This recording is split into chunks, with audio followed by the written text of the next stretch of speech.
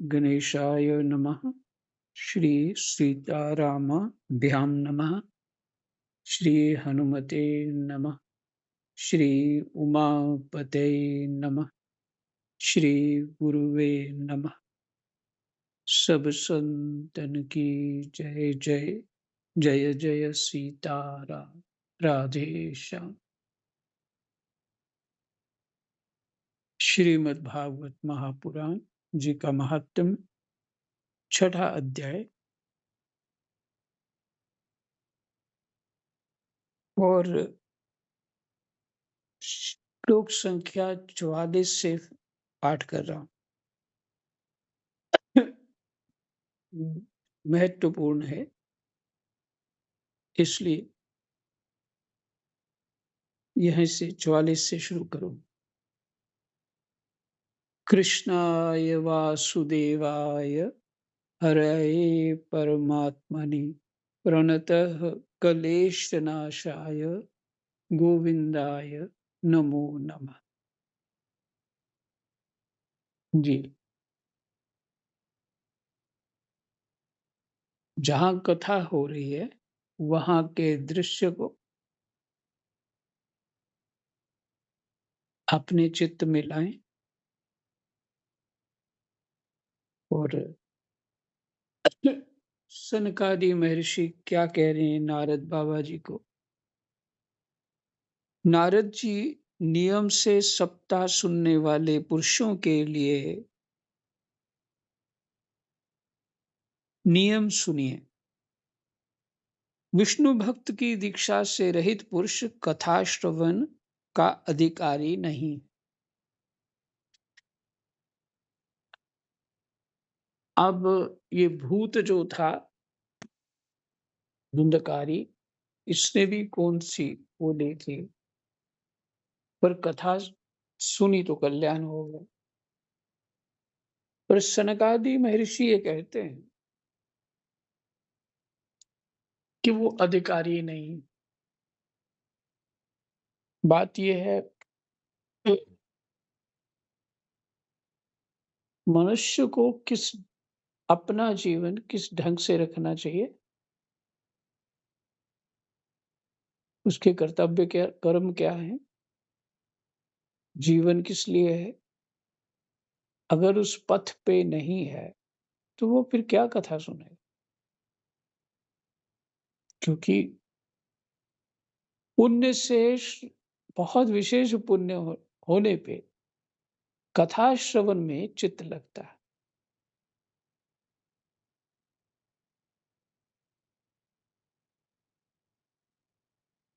और भी ज्यादा कि भगवत कृपा हो तो सही कथा प्राप्त होती है।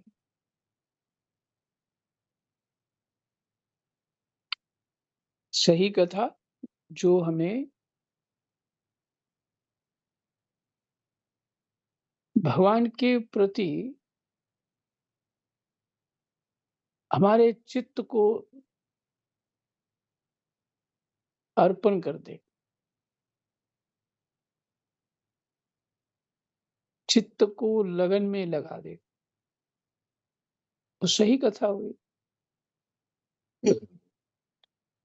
और इससे बड़ा कोई फल नहीं है। क्योंकि सभी कथा सुन रहे हैं। अब देखिए नारद जी भी सुन रहे हैं, सनकादि भी सुनते हैं,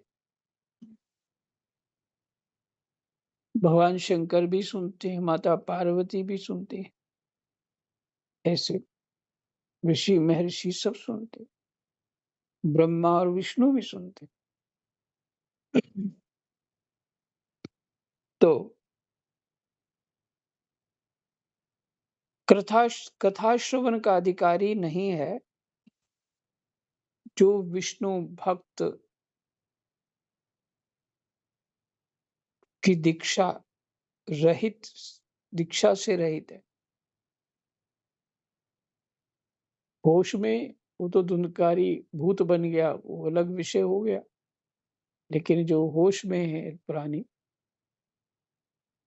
उनको विष्णु भक्त की दीक्षा लेनी चाहिए। अर्थात वैष्णव वैष्णव जो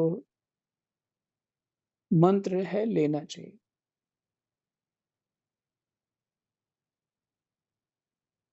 जो पुरुष नियम से कथा सुने, उसे ब्रह्मचर्य से रहना, भूमि पर सोना और नित्य प्रति कथा समाप्त होने पर पत्तल में भोजन करना।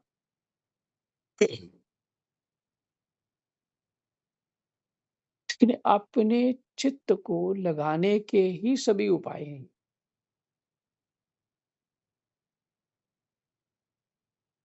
दाल, मधु, तेल, गरिष्ठ अन्न, भाव दूषित पदार्थ और बासी अन्न, इनका उससे सर्वदा ही त्याग करना चाहिए।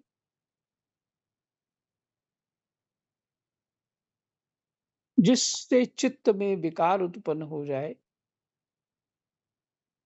ऐसे अन्न का साधक को सर्वदा ही त्याग करना चाहिए।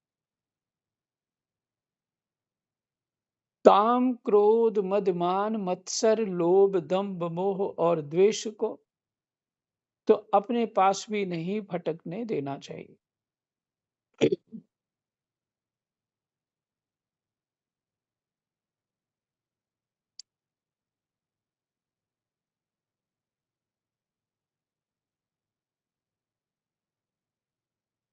वह वेद, वैष्णव, ब्राह्मण, गुरु, गोसेवक तथा स्त्री,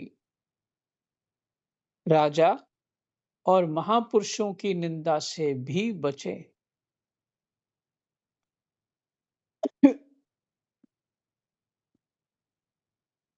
पर यहाँ पे अच्छा, गोसेवक को भी लोग कुछ नहीं मानते हैं।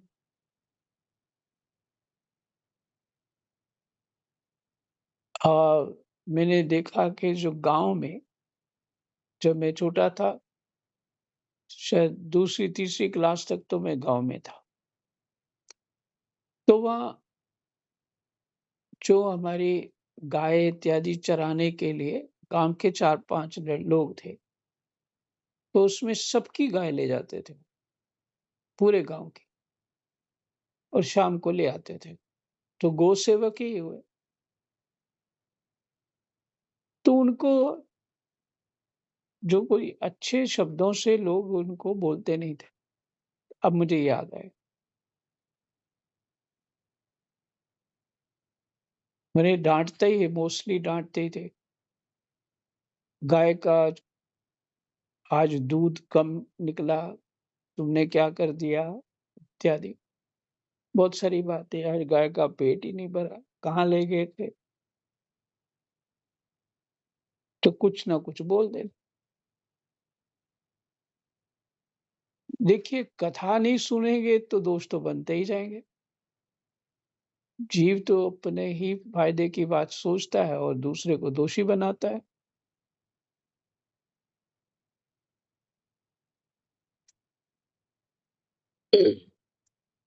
तो गौ सेवक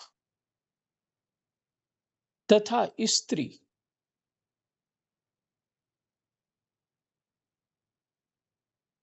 स्त्री की सहज में लोग निंदा कर देते,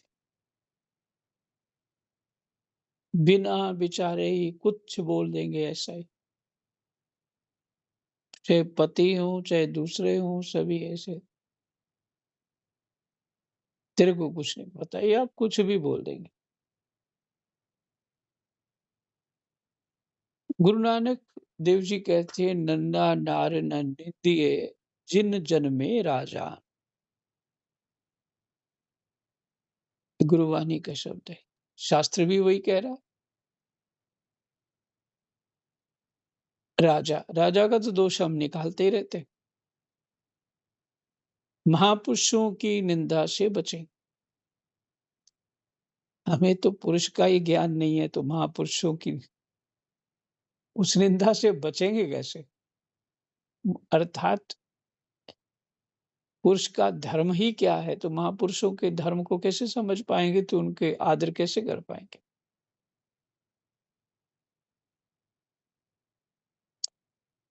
हमारे पास बचपन से जो थर्मामीटर है उसी को सब पे लगाए जा रहे हैं। कौन कैसा है, क्या है? और धर्म का ज्ञान नहीं, अपराध का ज्ञान नहीं,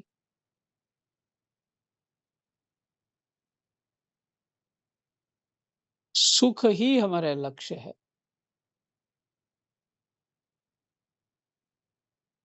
तो बस जीवन बिताए जा रहे हैं और दूसरे प्रशंसा करें हमारी।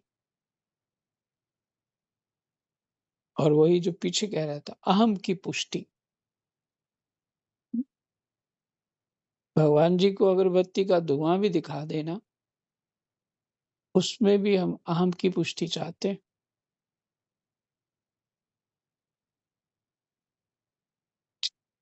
मेरा भाव क्या है शायद समझना कठिन होगा। तात्पर्य ये है कि हाँ, मैं ठीक कर रहा हूँ, मैं अच्छा हूँ, मैं ही स्पेशल। ये जो बुद्धि है, ये बिगड़े हुए चित्त की कहानी है,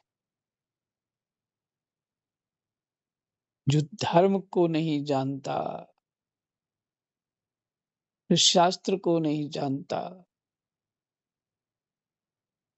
जिसको गुरु नहीं मिला।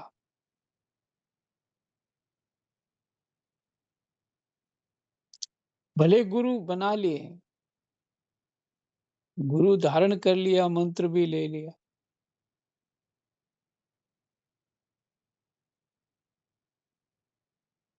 पर गुरु नहीं मिला।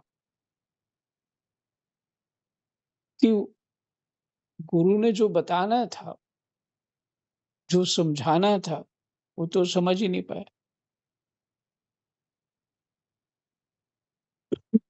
इसलिए महापुरुषों की निंदा कैसे समझ पाएंगे जब अपनी ही स्थिति का ज्ञान नहीं है।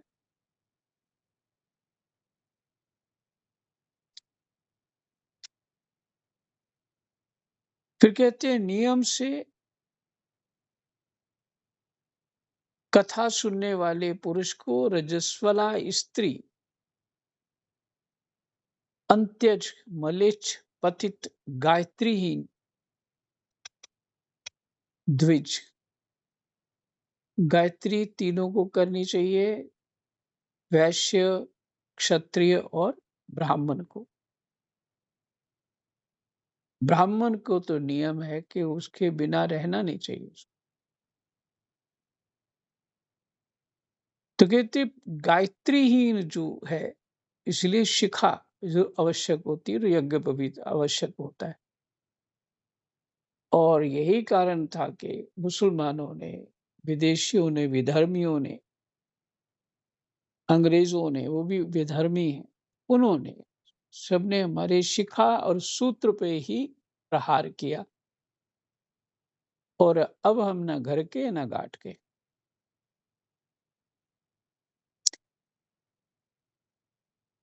गायत्रीहीन द्विज, तीन जातियां द्विज मानी जाती हैं। द्विज तब मानी जाती हैं जब उसके पास शिखा और सूत्र हो और गायत्री मंत्र हो, तब द्विज कहा जाता है। गायत्रीहीन द्विज ब्राह्मणों से द्वेष करने वाले तथा वेद को ना मानने वाले पुरुषों से बात नहीं करनी चाहिए। फिर से सुने, नियम से कथा सुनने वाले पुरुष को रजस्वला स्त्री से बात नहीं करनी चाहिए। हो सके तो उधर देखे भी ना।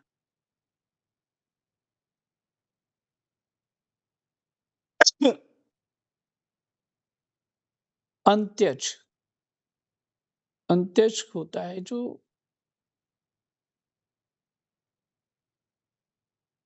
भंगी कोई कह लीजिए। मलेच्छ मुसलमान लोग। मलेच्छ क्या है?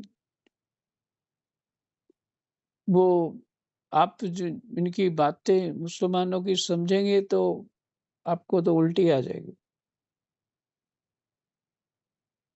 और छोटे से कोई कुंड सा हो, उसी में सब लोग मुँह धोते हैं और उसी में कुल्ला कर लेते हैं, फिर मुँह धो लेते हैं।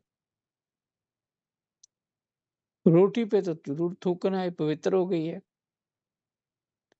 हर जगह थूकना ही थूकना है। किसी को आशीर्वाद देना है तो भी थूकना उसके ऊपर। खैर वो आशीर्वाद क्या देंगे, पर वो कहते हैं तेरे को पवित्र कर दिया, पाक कर दिया। इसलिए मल की इच्छा करने वाला, पतित, जो अपने धर्म से गिरा हो वही पतित है। गायत्री ही द्विज और ब्राह्मणों से द्वेष करने वाले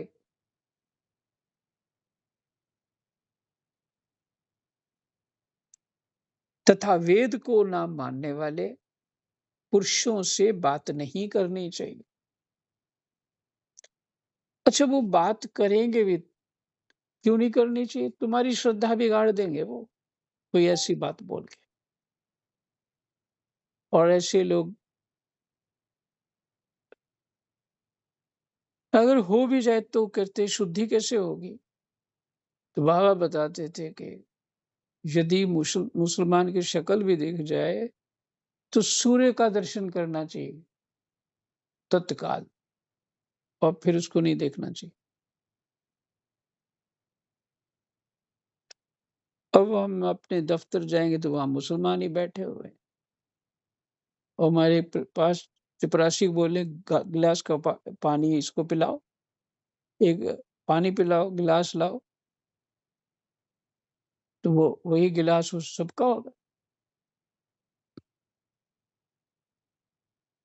थूक के लाएगा ये कैसे, इराम में जाने।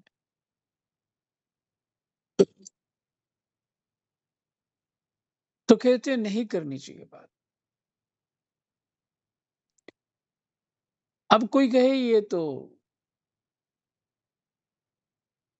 तो जी वो क्या करते हैं, अछूत मानते हैं हमको।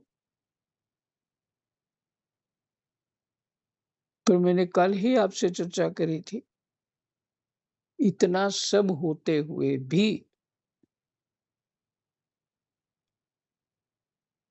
हम उस जीवात्मा के प्रति हे दृष्टि नहीं बना सकते।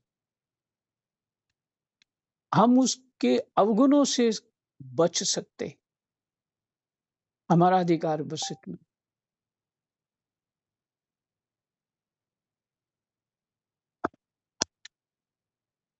हम उनके अवगुणों से, अब सीधी विचार है, आप कोई साग सब्जी बनाए तो उसको साफ तो करेंगे, ऐसे थोड़ी ऐसे खा जाएंगे। तो इसी तरह ये हमारी बुद्धि को मलिन करेंगे, हमारे अपने परमाणु इनके पास बात करेंगे तो उनके गुण का प्रभाव हमारे ऊपर आएगा ही आएगा। बड़ी सूक्ष्म बातें हैं ये छूत अछूत वाली बात नहीं है। अछूत अछूत वाली बात नहीं है का तात्पर्य ये है, जो ये नेता लोगों की ये जो चाल चली है छूत अछूत मानते हैं। मैं तो कह रहा था कि 4 दिन तो माँ भी जो है अछूत हो जाती है। कोई बाथरूम से आया और ठीक से स्नान नहीं किया तो घर वाले कहते थोड़ा परे रहो यार, तुमने स्नान नहीं किया अभी, तो अछूत हो गया।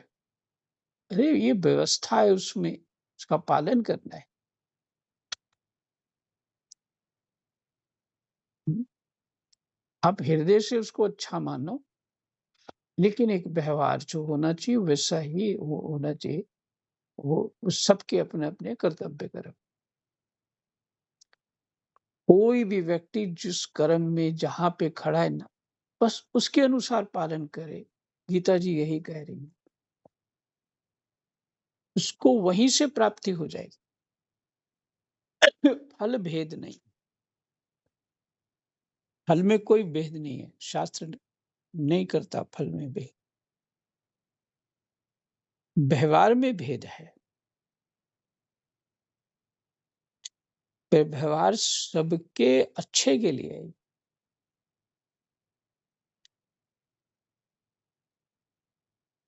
धनहीन क्षय रोगी, नहीं शायद ऊपर का नहीं पढ़ा। हाँ, सीताराम। सर्वदा सत्य, शौच, दया, मौन, सरलता, विनय और उदारता का बर्ताव करना चाहिए।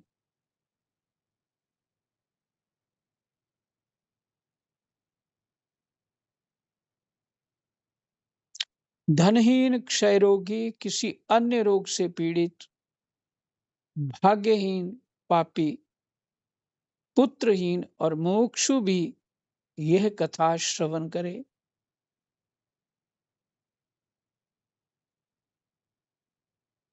फिर से, सर्वदा सत्य, शौच मैंने पवित्रता, दया,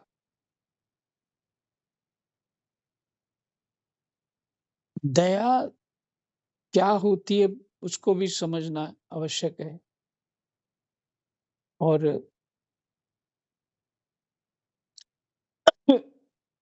दया जितनी अच्छी लगती है उतनी खतरनाक भी है। मौन, इसका पालन करना चाहिए। सरलता, सरलता तब होगी जब धर्म पे चलोगे।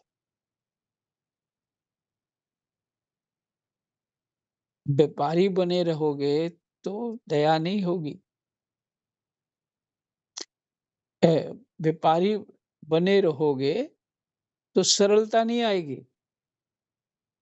क्योंकि बुद्धि लेन देन में है। मेरा अर्थ है व्यापारी व्यापार करने वाले नहीं, जो किसी से भी व्यवहार व्यवहार करते समय हानि लाभ का विचार करते रहते हैं, अपने कर्तव्य का विचार नहीं करते, और उसी को व्यापारी कहेंगे। अपने हानि लाभ, अपने कर्तव्य का कोई मतलब अर्थ ही नहीं।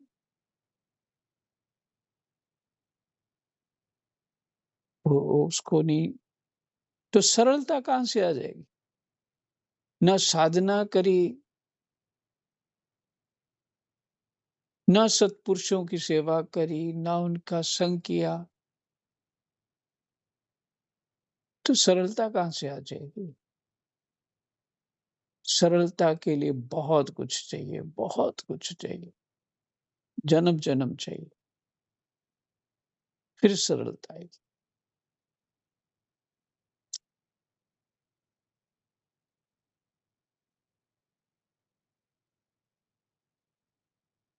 सरलता, विनय और उदारता का बर्ताव करना चाहिए।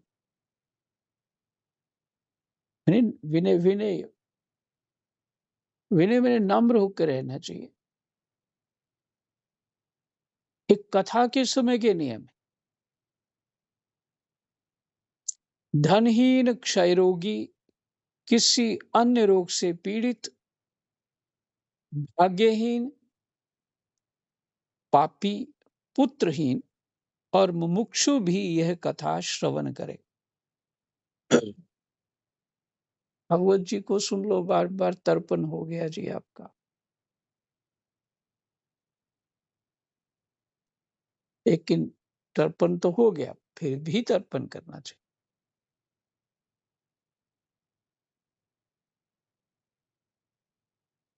जिस स्त्री का रजोदर्शन रुक गया हो, जिसके एक ही संतान होकर रह गई हो, जो बांझ हो, जिसकी संतान होकर मर जाती हो, अथवा जिसका गर्भ गिर जाता हो, वह यत्न पूर्वक इस कथा को सुने।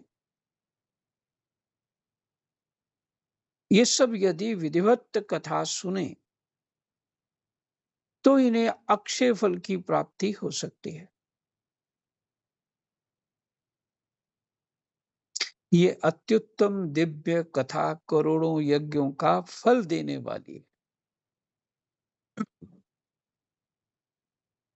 इतना फल इकट्ठा करना है तो ये ऊपर वाले गुण भी ध्यान देने पड़ेंगे। कथा अपने अपने रंग ढंग से सुननी है, अपने रंग ढंग से समझनी है, तो फिर कहें यज्ञों का फल नहीं मिला। जय जय सीताराम, राधे श्याम, कृष्णाय वासुदेवाय, हरये परमात्मने, प्रणतः क्लेशनाशाय गोविन्दाय नमो नमः। जय